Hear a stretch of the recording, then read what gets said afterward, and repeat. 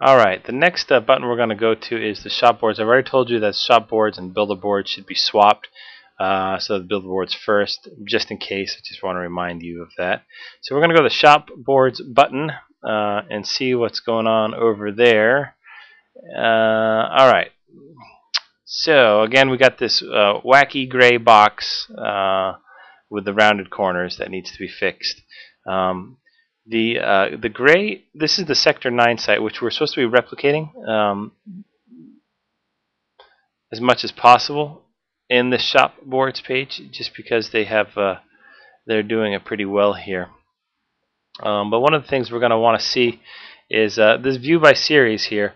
When we view by series, this is where the boards pop up as the fish board, the body board, the long board, the mini mall, those type of things. So we're going to, when we do that, right now what we have is a conglomerate of boards, and they're all skewed and stretched. I mean, this body board, it looks as if it's as long as this long board here. We don't need any of these millimeter, these sizes in it. That's just not right. So we're going to get rid of all of those.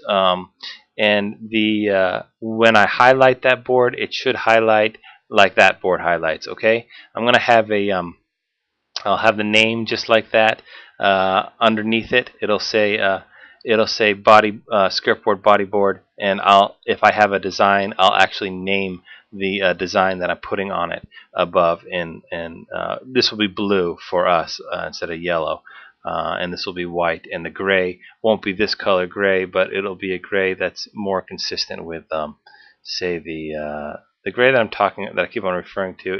If we're going to use it, I've already said on the checkout pages white is good, so let's stay with the white.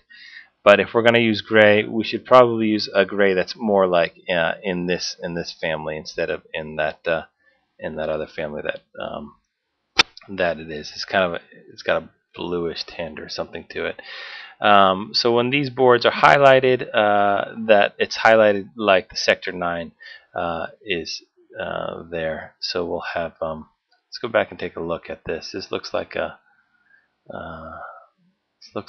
just an empty page, and that's okay, I guess. We'll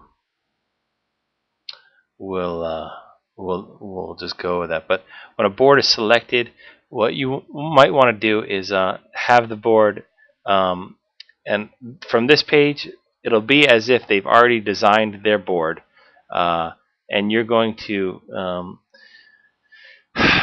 after they've designed their board in the Build a Board page, it says design complete. Would you like to add to queue and design another one?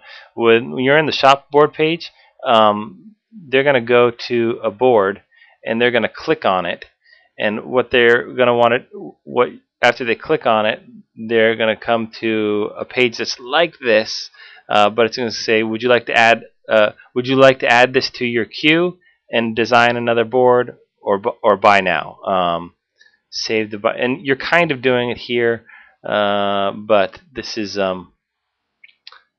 and this feature that you have here where it's supposed to blow it up, that kind of makes sense for the shop boards, because they didn't build it, they didn't add their own image. These are images that they've never seen before, and they're going to want to examine a little more thoroughly. However, this isn't really working quite right, because this is a 1-to-1 ratio. I'm magnifying an area that is the same over in the highlight window. So if this is going to be done right, that magnifying box that's there should be bigger and more blown up, so that they can see it.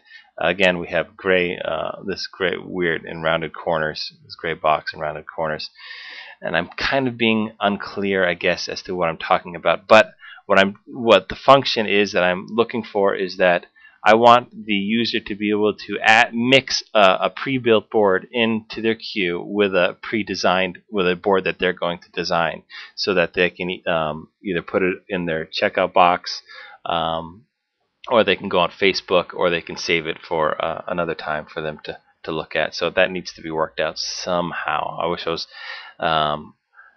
I was a little more clear, but I need to see that queue box before I can envision how it's going to work by blending the shop boards with the Build-A-Board queue there. Okay. Now into the accessories boxes. These are good.